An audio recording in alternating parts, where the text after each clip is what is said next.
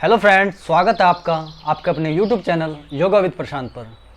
Friends, आज हम बात करेंगे वैश्विक महामारी यानी कि कोविड-19 कोरोना वायरस के बारे में। आजकल सभी जानते हैं पूरे विश्व में यह महामारी एक व्यापक रूप ले चुकी है और इतना भयंकर रूप इसने धारण कर रखा है कि लाखों लोगों की इसने जान ले ली है। कितनों के भाई, कितनों के बहन, कितनों के माता, कितनों के पिता, पता नहीं कितनों की इसने जान ले ली है।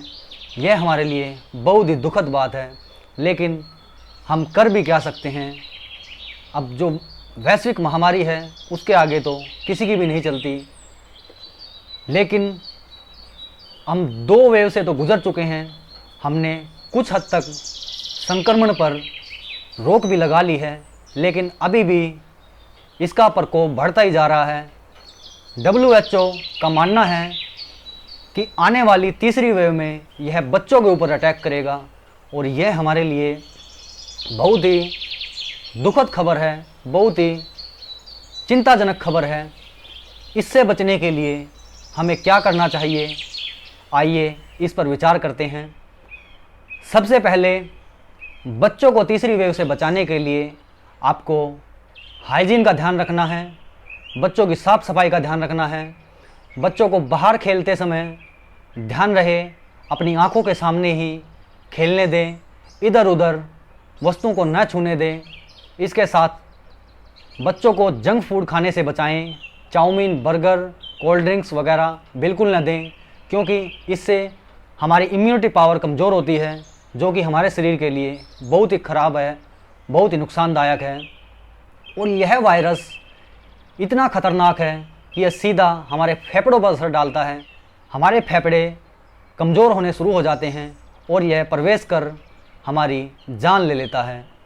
तो उससे बचने के लिए बच्चों को नित्य व्यायाम कराएं, कुछ आसन कराएं, जिससे कि बच्चों में लचक तो बढ़े ही बढ़े, इसके साथ साथ उनकी इम्यूनिटी पावर भी बढ़े। उसके लिए आपको छोटे बच्चों को दूध में थोड़ी हल्दी डालकर, तुलसी के पत्ते डालकर, 1-2 काली मिर्च डालकर, लौंग डालकर उसका सेवन कराएं। और इसके साथ साथ सप्ताह में 1 या 2 बार नीम के पत्तों का रस भी बच्चों को दें। इससे भी हमारे स्वास्थ्य पर अच्छा असर पड़ेगा। बच्चों को कुछ प्राणायाम ज़रूर कराएं, जैसे कि कपालभाति, अनुलोम विलोम, और हो सके तो पेड़ों के नीचे बैठकर इन व्यायामों को करें, इन प्राणायामों को करें, जिससे कि हमारे बॉडी में ऑक्सीजन लेवल बढ़े और हमारे ऊपर यह वायरस असरदार कम हो। फ्रेंड्स, हम तो अपनी सावधानी खुद रख भी लेते हैं, लेकिन बच्चे बहुत ही नादान होते हैं, छोटे होते हैं, उनको तो कुछ पता ही नहीं होता। तो उनकी सावधानी रखना हमारा कर्तव्य बनता है। इसके साथ साथ हमारी भारतीय सरकार भी पूरी जी जान से कोशिश कर रही है कि इस बीमारी से बच्चों को बचाया जा सके। और कुछ संस्थाएं हैं, जैसे अखिल भारतीय योग शिक्षक महासंघ और भी बहुत सारी योगा फ्रंट, कुछ ऐसी संस्थाएं हैं जो मिलकर कार्य कर रही हैं।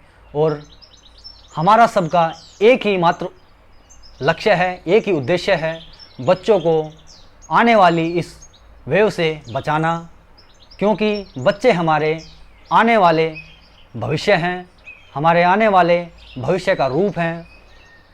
तो उससे बचाने के लिए हमें इन सावधानियों को ध्यान में ज़रूर रखना होगा। इसके साथ साथ आप सभी भी पौष्टिक भोजन करें, ताज़ी फल खाएं, सब्जियां खाएं, लेकिन फल सब्जियों को धोकर प्रयोग करें। फ्रेंड्स, सैनिटाइज़र का भी प्रयोग आप ज़रूर करें, लेकिन अत्यधिक मात्रा में उसका प्रयोग नहीं करना चाहिए, क्योंकि उससे स्किन पर गलत असर भी पड़ सकता है।